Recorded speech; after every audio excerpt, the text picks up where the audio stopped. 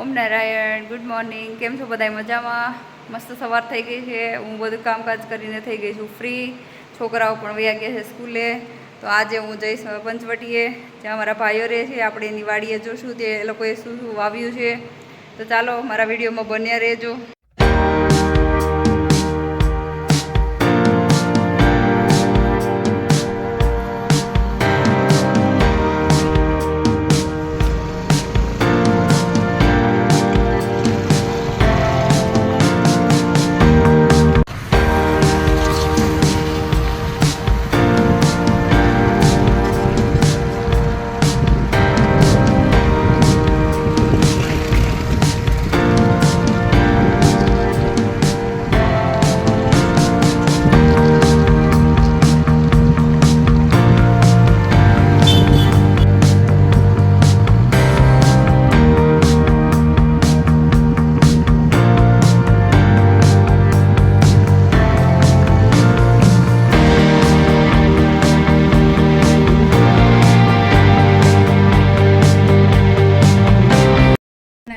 ઓમ નારાયણ. ઓમ નારાયણ. હાલો તો આપણે તમારા ખેતરમાં જવું છે. ચાલો જઈએ. એને ઘરે જો કેવા મસ્ત ઝાડ ઉગાવ્યા છે. લીંબુડી ને એવું બધું. જો લીંબુ કેટલા આવ્યા છે એમાં. જો મસ્ત મજાના છે. જો આ છે ધૂપબત્તી, એ ગાયના છાણમાંથી બનાવેલું છે. અને એ અમારા જો આ જાગુબેન બનાવે છે. જે કોઈને લેવી હોય તો એમનો કોન્ટેક કરે. જો આ એમની ગૌશાળા છે. જો એકદમ ઓરિજિનલ ગીર ગાયો રાખે છે. જો વાવેલો છે અહીંયા બાજુમાં પાલક છે. જામફળ આવેલા છે. જામફળી છે ને. આવલું ચંદનનું ઝાડ છે ને. કેટલા વર્ષ થઈ ગયા? એના 5-6 વર્ષ થઈ ગયા છે. એવું છે તો 10 વર્ષમાં તો પાકી જાય ને. પાલક છે જે વાવેલો છે અત્યારે. હા તો હજી ઉગો જ લાગે છે. ઝીણો ઝીણો દેખાય છે એકદમ. અહીંયા અમે અમારા વિચારોથી ખેતી નવી સિસ્ટમ છે. મેથી વાવી છે છાયામાં. જો સારી થાય તો એમ તડકામાં બહુ બળી જાય છે. અને આ લસણ વાવ્યું છે. હા, લીલું લસણ વાવ્યું છે. હા, જો આ લસણ છે. અને અહીંયા એમણે આની નીચે મેથી વાવી છે. હજી ઉગી નથી એ, પણ થોડા ટાઈમમાં ઉગી જાય. તડકો ન લાગે. આ ભાદરવા મહિના તડકો વધારે હોય એટલે એવી રીતે નવો કોઈ જુગાડ બનાવીને એને વાવેલી છે. બોલ. બાજુમાં બે ખાવા માટે મૂળા વાવ્યા છે. હા, એ થઈ ગયા લાગે જો. થઈ ગયા છે. હા, તો લઈ જાજો. હા, અહીંયા લીલી ચોળી છે જે શાક ખાવા માટે ઉતારી છે. જુઓ તમે ચોળી કેવી મસ્ત છે. જો દેશીનું શાક એટલું મીઠું થાય છે બહુ. બાજુમાં તુરિયા છે, મરચી છે. આપણે તીખાસમાં જે વાપરીએ મરચી. ફાલી સારો આવ્યો છે. જો ભીંડા છે. જો કેટલા મસ્ત. તમે તો પણ બધી શાકભાજી એવું લાગે છે. અમારું માર્કેટ અહીંયા જ છે. એવું છે. હા, તમારું ફ્રેશ માર્કેટ છે એમ ને. અમે જ્યારે જોઈએ બનાવવું હોય ત્યારે જ ઉતારી જઈએ. શાક બહુ મસ્ત થાય. ફ્રીજમાં રાખીને અમે ન બનાવીએ. સાચી વાત છે. તાજું તાજું શાક બનાવવાની મજા આવે અને ખાવાની મજા આવે. બાજુમાં તુરિયાના વેલા વાવ્યા છે, ગલકાના વેલા છે. હા, મરચી જો બાકી જો બધાયમાં એટલા મરચા આવેલા છે. એને ખાવા માટે ટપક પદ્ધતિનો ઉપયોગ કર્યો છે. ટપક પદ્ધતિનો જ એને કંઈક ને કંઈક આના ખેતરમાં નવા જુગાડ કરીને જ જોઈને બધું વાવેલું છે. ગુવાળ છે થોડોક. આ હે ને વેલો છે વાલ વેલો. વાલ છે. એક વાલનો છે. તો હજી શિયાળામાં આવશે ને. પૈડી આવવા માંડ્યા છે. જો આપણા ફેવરિટ સીભડા આવી ગયા. જાઓ યાને આપણને મળી જ જાય. જો ના ના મારે ખાવું નહીં. બીજી ચોળી છે જે વ્હાઈટ કલરની આવી ચોળી છે. આ ચોળી છે વ્હાઈટ કલર. વ્હાઈટ ચોળી છે. એનું શાક પણ સરસ વટાણા ટાઈપના મોટા દાણા. હા હા. આ હું ડ્રેગન ફ્રૂટ વાવ્યું છે. એમાં જો બે આવી હોતે ગયા છે. જો બીજું છે તો નાનકન બતાવું. જો બાકી ખેતર જબરજસ્ત છે. ચોળી એટલી આવી છે. જો પપૈયા વાવ્યા છે. કઈ વસ્તુ નથી એ આપણે પૂછવું પડશે. જો પુદીનો સરસ થઈ ગયો છે. આ શેરડી છે. અને બાજુમાં છે આપણે લીલી ચા બનાવવા માટે જે ઓલી આપણે લીલી ચા હોય ને જરૂર ન પડે એ પાંદડા નાખીએ ને તો એવું છે. ફ્લેવર આવે. અને ડ્રેગન ફ્રૂટ કાપી પપૈયામાં પપૈયા એટલા બધા આવી ગયા. જો મસ્ત ફૂલ પાકી ગયું છે. સરસ ગ્રીન. અને આ જો ડ્રેગન ફ્રૂટ અહીંયા જો પાકી હોતે ગયું છે એક તો. જો આ ઓલું બુલેટ ખડ જ છે ને, એના કેળ છે જો, એમાં કેળા એટલા એવા છે જો, મસ્ત આવી ગયા છે. પણ સરસ. તમે તો બધા એની રીતે પાકે ને એમાંથી જ લઈ લઈએ અમે, એવું ઘરે છે. નહીં ઉતારતા એમ. પાકતા જે એટલે ઓર્ગેનિક રીતે ઈ પકાવીને પછી જે લોકો ખાય છે એવું અમારે જાગુબેન કહે છે. જો બાકી જો અહીંયા એને બીટ હોતે વાવ્યા છે, એટલે બધી વસ્તુ થોડી થોડી આમ વાવેલી છે. જો અહીંયા પાણીનો દાર છે, એમાં પાણી એને ખૂટતું નથી. જોકે અમારે ડેમ અહીં નજીક છે એટલે પાણીનો તો કંઈ પ્રોબ્લેમ રહેતો નથી અમારે. આ ટમેટા છે, નાના નાના જે બે છોડ વાવ્યા છે, હા. એમાં જે મોટા આપણે માર્કેટમાં લાલ કલર ને એટલે એકદમ હેવી સાઈઝ મોટા આવે. ઈ છે હા હા ટમેટામાં આવે છે. અને જ્યાં વેલા જે થોડા થોડા જ ઉગી રહ્યા છે બધા. હા હા, એ થોડો ટાઈમમાં થઈ જાય.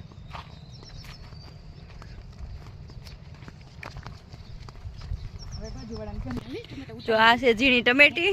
વારમાં લઈ બેન આ હેનું ઝાડ છે? આ છે લીચીનું.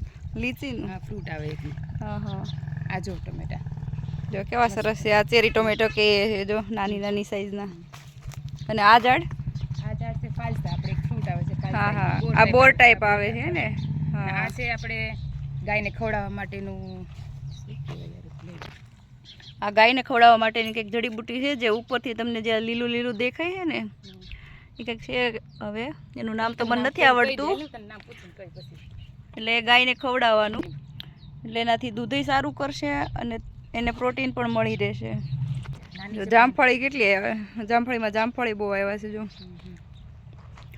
આ કેવડી સાઈઝના થાય છે? નાના છે કે મોટા છે? મોટા જામફળ થાય, અને જામફળ બહુ વાઇટ થાય ને બી ઓછા હોય એમાં. એવું છે. દળ જાજો હોય. હા હા, 500 થી 400 ગ્રામનું જામફળ થાય. એક પેલા 1 kg આવે એ છે ને? બહુ સરસ, અને મીઠાઈ સરસ થાય છે. હા હા અને આ બાજુમાં છે એ લાલ છે, પણ એકદમ પિંક ટાઈપ આવે, એકદમ રેડ ન આવે. હા હા એ નાની સાઈઝ આવે. હા હા, કાંઈ નહીં, પાકશે ને તે અમે આવશું ખાવા. જો આ દૂધીનો વેલો છે, એટલે કે પેલી ગોળ આવે ને તુંબડી, એ છે. અત્યારે તો હજી નથી આવેલી, એકદમ નાની નાની સાઈઝની છે. જો અહીં દેખાય, થોડા ટાઈમમાં મોટી થઈ જાહે.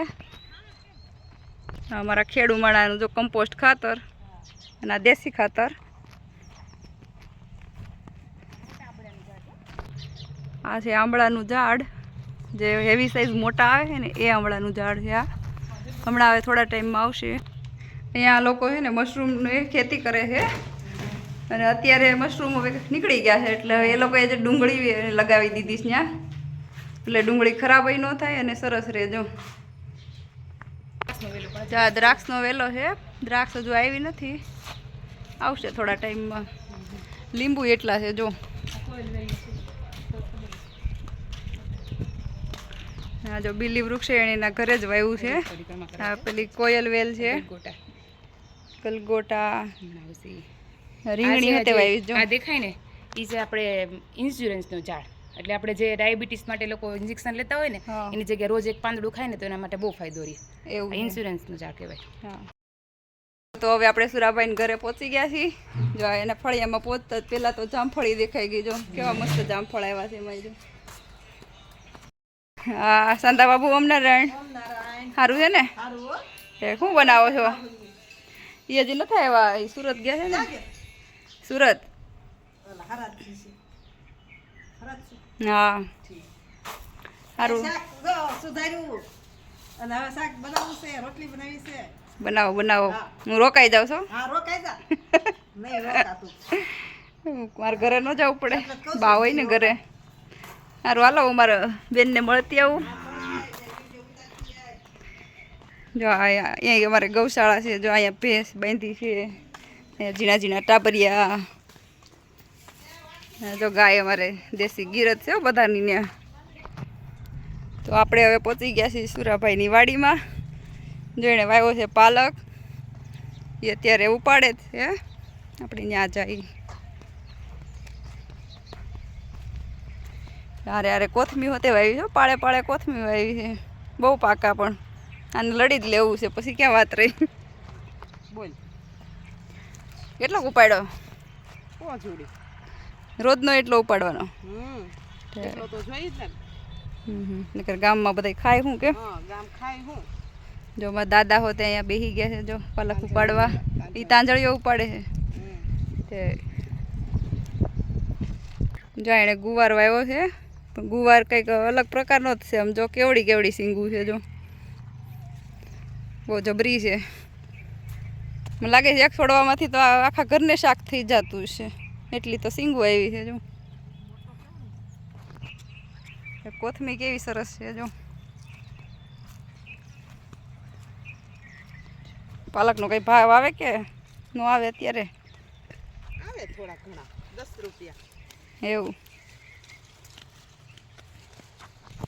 જો આમાં ટીટોળિયું હતા ત્યારે આવ્યું છે પાલક ઉપાડવા તમારું બેનપણિયું લાગે છે એવું છે જો અહીંયા એણે વાવ્યું છે લસણ હજુ ઉગ્યું તો નથી થોડા ટાઈમમાં ઉગી જાય પાલક તો તમે જ્યાં જોવો ત્યાં નકરો પાલક જ દેખાય છે જો મારા દાદા ઉપાડે છે તાંજળીઓ આપણે ત્યાં જઈએ હવે ઓમ નારાયણ ધીર બાપા પાલક ઓલું કેવો તાંજળીઓ ઉપાડવા માંડ્યા એ લોકોએ કપાસ એ વાવ્યો છે એ સારો છે જો એ મેળો છે તવડવા આવે જો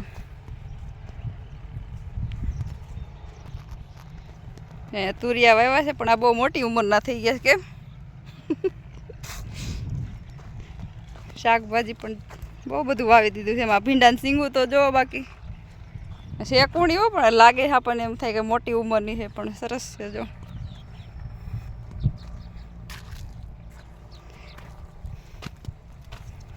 મરચી વાવી દીધી છે ચીબડા હોતે વાવ્યા છે તો આપણને જો કે ચોમાસું છે એટલે જાઓ અહીંયા ચીબડા તો મળી જ રહે જો કપાસ મસ્ત છે એણે વાવી છે ચોળી જો મસ્ત મજાનું સુંદર ખેતર છે તો આવો ક્યારેક અમારી ગામડાની મુલાકાત લેવા તો ક્યારેક ગામડે આવો ત્યારે વાડીની મુલાકાત જરૂરથી લેજો તમને પણ મજા આવશે કે ખેતરનું વાતાવરણ એકદમ ચોખ્ખું અને એકદમ ફ્રેશ વાતાવરણ હોય છે